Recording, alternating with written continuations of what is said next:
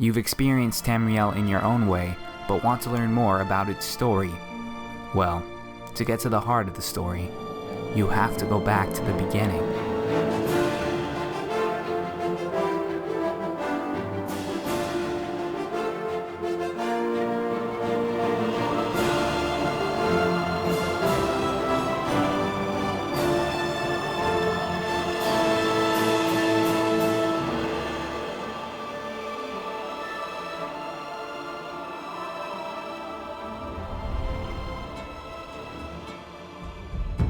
You have chosen your fate, and the fate of your people, and all the Dunmer shall share your fate from now to the end of time.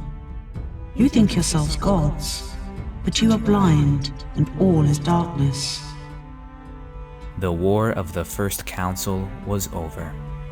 The Dwemer stronghold at Red Mountain had fallen. The Dwemer had been obliterated. Their mechanical abominations stood lifeless, still and dark. All across Morrowind there was much rejoicing and honoring of those who had fallen in glorious battle. Though Almalexia mourned the loss of her husband Nerevar with her every breath, she found comfort in Vivec and Sotha Sil, and the three of them established the Grand Council which benevolently governed over Morrowind for many years. Unknown to Queen Almalexia and Lord Vivec, Sotha Sil had continued to study the profane mysteries of the Tools of Kagrenac, the very instruments which had caused the War of the First Council, and the disappearance of the entire Dwemer race. The tools had been contaminated by a dark taint when they had been used on the heart of Lorcan, and many suspect that it was the tools that drove Dagoth to betray his people. Possessed by visions of an all-powerful Chimer Empire, Sotha Sil persuaded the other two members of the Tribunal that they could become immortals, they themselves could be as gods. All they needed to do was renounce the sacred oaths they had sworn to the Daedric Prince Azura, to break the oath that forbade them to use the unholy Tools of Kagrenac. Beneath Red Mountain, each member of the Tribunal struck the heart of Lorcan with Kagrenac's tools, and in that moment it transformed them and rendered them immortal. Once the act was complete, they reveled in their newfound powers and envisioned a world of peace, honor, nobility, and justice. That was until an enraged Azura appeared before them. The Daedric Lord was monstrous in her wrath, as terrifying and furious a sight as has ever been, yet the three man-gods stood resolute. Sotha Sil, in his foolish pride, went so far as to mock Azura and question her authority and her right to preside over the lives of the elves. In her righteous anger, the Forsaken deity pronounced judgment upon the three rulers, and all the Chimer on the face of Nirn would bear the mark of her rage. This is not my act, said Azura, but your act. And her radiance faded, leaving the Tribunal in utter darkness, with a vague and unknowable dread. They did not yet know that at that very instant, the flesh of every Chimer had turned the color of darkest ash, and each had eyes that suddenly glowed red with a hellish flame. Upon the discovery of their new appearances, the Chimer hid their faces in anguish and bitterly wept. In their minds, Azura had turned her face from them, even as they knew not why. That day, the Chimer were forever transformed, for now and forever they would be called Dark Elves, the Dunmer of Morrowind. Upon returning to mainland Morrowind, Sotha Sil, Lord Vivec, and Queen Almalexia addressed all of the Dunmer at once, imploring them to take heart and be proud of their changed appearance. Sotha Sil spoke of a new Dunmer regime, a society of intellectual and spiritual advancement, where the only limits were that of their imaginations. He challenged every dark elf to embrace their new appearance, and to know that from that day forward, the Chimer were no more, and that now and forever, they were Dunmer.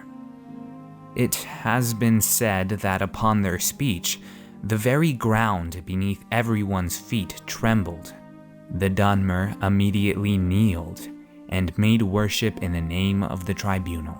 Over time, a new civilization of honor flourished and thrived here, based less on Daedric worship and more on benevolent rule. The Dark Elves knew a prosperity and happiness unlike any before them, and for centuries beyond measure, the immortal Tribunal looked across the land at what they had created, and were pleased.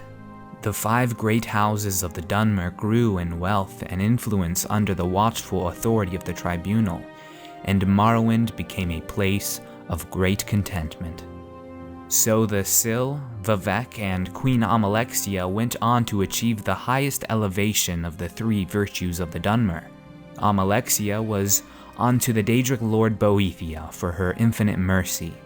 From her temple in Mournhold, she was worshipped as the incarnation of compassion and love. Her selfless nature was sharply contrasted when Mehrunes Dagon was summoned by a vengeful witch and attacked Morrowind. With Sotha Sil by her side, it was Almalexia who battled the Daedric prince and banished him back to the realm of oblivion to protect her beloved city of Mournhold. Even the Daedric princes were made to pause before the might of the Tribunal.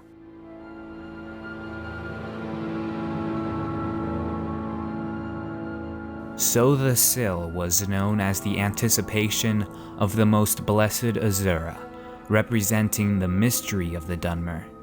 He devoted his time and energies to teaching the secretive Psijic order and to establishing his Clockwork City.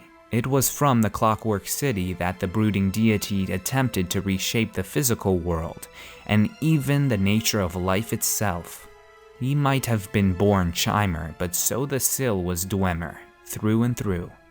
And as for Vivec, the warrior poet, he was considered the avatar of the Daedric prince Mephala and was renowned for his mastery of words as he sat in deep contemplation at his temple in the city named after him. It was Vivec who would wage war repeatedly against the invading Akaviri legions, first by allying Morrowind with the forces of the Raymond dynasty, thus enabling the rise of the Second Empire of Men. Then again, when he taught his people the secret of breathing underwater before flooding Morrowind and drowning the Akavir occupiers as they invaded yet again. The Dark Elves of Morrowind knew a golden age of prosperity under the Tribunal, but it could not last. Before leaving the Tribunal in darkness at the heart of Red Mountain, Azura had assured them that the spirit of Nirvar himself would come again to punish the Tribunal for their forsaken oaths and to strip them of their stolen power and false godhood. He would come to do what they failed to do, and their doom would follow close behind him. The decline of the Tribunal's power began with Prince Julek of the Raymond dynasty. Disregarding former alliances, Julek himself invaded Morrowind in a conflict that came to be known as the Fourscore War. Ultimately, it was Morrowind that fell. Vivec, and by association the Tribunal, was forced to surrender Morrowind to the Empire for the good of her people. First, Morrowind had to answer to Prince Julek, and later they would answer to the famed Tiber Septim. While the Tribunal did control Morrowind, it had quickly come to be considered another part of the rapidly growing Empire of Men. In tribute, Vivec bestowed upon Tiber Septim the Numidium, the very thing that had helped trigger the War of the First Council, although Vivec wouldn't actually teach the Emperor how to use it. No one really knew why the power of the Divine Tribunal had begun to slowly diminish, only that it had. Not even the Tribunal themselves knew the frightening truth.